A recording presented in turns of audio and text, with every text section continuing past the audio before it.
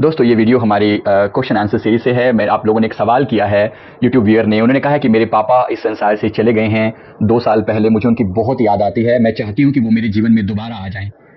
ऐसे ही किसी और लेडी ने भी सवाल किया है। उन्होंने कहा है कि मेरे हस्बैंड को अभी 6 महीने पहले एक्सपायर हो गए, क्या मैं उनसे दोबारा कभी मिल पाऊंगी। ऐसे ही किसी और व्यक्ति का भी सवाल है। उन्होंने अपने बेटे के बारे में कहा है कि मेरा बेटा एक्सपायर हो गया था, क्या वो मेरे जीवन में दोबारा आए, मैं ऐसा चाहता हूँ, तो क्या ऐसा करना उचित है। मेरा आंसर इस बारे में क्या है, शायद और भी लोगों के मन में ऐसा आता हो, इसलिए मैं इसका जवाब दे रहा हूं।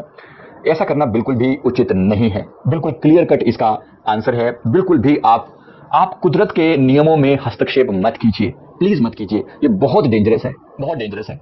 मैंने देखा कुदरत के बहुत सारे नियम जब डिफाइन ऊपर होते हैं, क्योंकि स्पिरिट गाइड से हम लोग कनेक्ट रहते हैं, और पास्ट लाइफ में जब खुद जाते हैं या किसी और को लेकर जाते हैं तो बहुत सारे ऐसे फैक्ट रिवील होते हैं।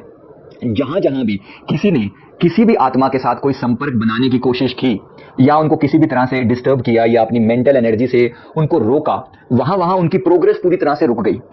जैसे उदाहरण के लिए, आप जब इस संसार में जब तक हम जो भी हम कर्म कर रहे हैं, जिस हिसाब से हमारी आखिरी इच्छा होती है, आखिरी वासनाएं हमारे मन में होती हैं, उसके बेसिस पे कुदरत हमारे लिए, नेचर, ये ब्रह्मांड हमारे लिए अगले जन्म का प्रबंध करता है, हमारे अगले जन्म की व्यवस्था होती है। अब जिस समय आपका कोई पर्सन यहां से शरीर छोड़कर गया, तो उसके लिए नेचर ने पहले से अरेंजमेंट किया हुआ है कि इसको लगभग साल भर के लिए इसको रिलैक्स किया जाएगा।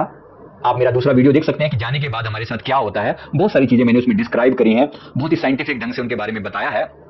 मृत्यु के बाद के कुछ अनुभव के नाम से मैंने एक वीडियो डाला है, जिसका लिंक नीचे दिया हुआ है, आप देखें उसको। उसे जाने के बाद के जो अनुभव है उसके दौरान तो नेचर ने पहले से डिसाइड किया होता है कि इतना समय इसको रिलैक्स करवाना है, इतने समय के बाद इतने इसके कर्मों का हिसाब किताब होना है, रिव्यू होना है, उसके बाद इसका अगला जन्म इतने दिनों के बाद होना है। अगले जन्म के डिसीजन भी आज हो रखे हैं, ये आपको पता होना चाहिए।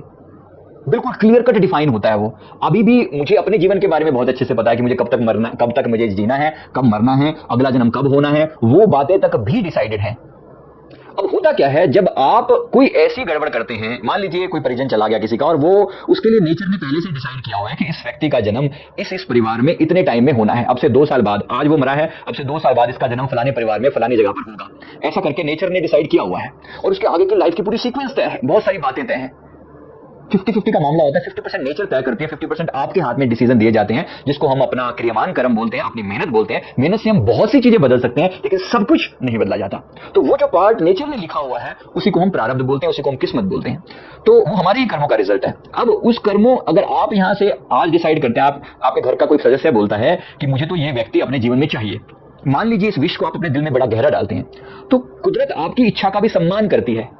अब आपकी विश को पूरा करने के लिए कि आप चाहते हैं कि पर्सन मेरे जीवन में आए, कुदरत को उसकी लाइफ को पूरा का पूरा छेड़ना पड़ेगा, नेचर को पूरा बदलाव लाना पड़ेगा। उसकी सीक्वेंस जो नेचर ने डिसाइड की हुई थी, ऐसा होगा वैसा होगा, एक सीक्वेंस बनाई गई थी, जिसके कारण उसके कर्मों के जो हिसाब किताब थे वो क्लियर होते, कार्मिक अकाउंट क्लियर होते। वो सारी सीक्वेंस आपने ब्रेक कर दी। आपने कहा कि ये पर्सन मेरे जीवन में चाहिए, आप उसको बहुत दिल से याद कर रहे हैं, आप बार बार अपने मन में तड़प रहे हैं। पहली बात तो ये आपके स्वास्थ्य के लिए ठीक नहीं है, आपके फिजिकल और मेंटल हेल्थ के लिए ऐसा करना ठीक नहीं है। फिर भी अगर आप चाहते हैं कि जबरदस्ती ऐसा हो जाए कि ये पर्सन आपके जीवन में आए, तो यकीन मानिए ये सुखी नहीं रहेगा आपके पास। मान लीजिए वो किसी जीवन में, जैसे उसने कहा कि मेरा, मान लीजिए वो आपका बेटा बनकर आ जाए, या आपका पोत्र बनकर आ जाए, बेटे का बेटा या बेटी का बेटा, या दोत्र बनकर आ जाए, या किसी और फॉर्म में, पड़ोसी बनकर किसी फॉर्म में आ जाए। ऐसा हो सकता है, अगर आप बहुत ज्यादा डिमांड करें तो कुदरत ऐसा कर सकती है।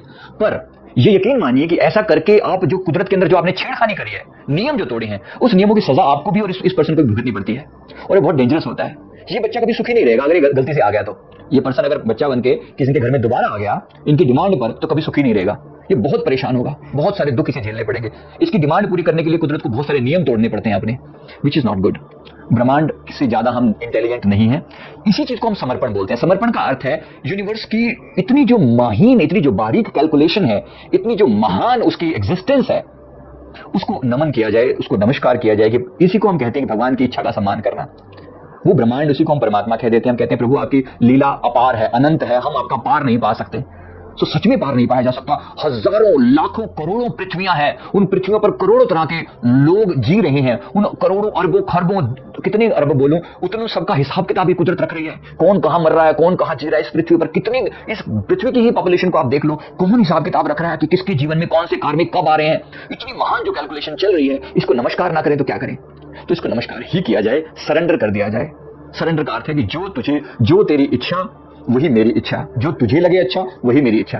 तो ये परमात्मा की विल के आगे सरेंडर कर देना, जो हुआ है उसको सरेंडर करके शांत हो जाना, रिलैक्स कर देना, और जो परिजन आपके घर से जा चुका है उनके मन का रिश्ता उनसे तोड़ लें ताकि उनकी सोल यहां से रिलीज हो सके।